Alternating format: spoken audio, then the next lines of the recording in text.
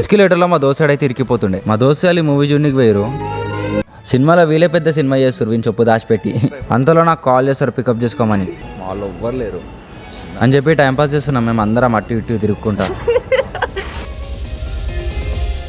ఒరే నల్లోడా, జీవితంలో పైకి వెళ్ళటం అంటే ఇదేరా. ఓహో ఏంట్రా ఎడవా వచ్చేసింది. వీడేదో హీరోలాగా ఫీల్ అయిపోయింది కానీ చూస్తే ఉల్టా పడ్డా.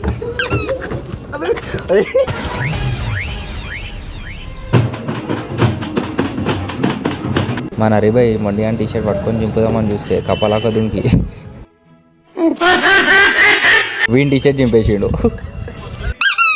ఇక మనందరికీ తెలిసిందే కదా బాయ్స్ ఫన్ ఎట్లుంటుందో చూడండి.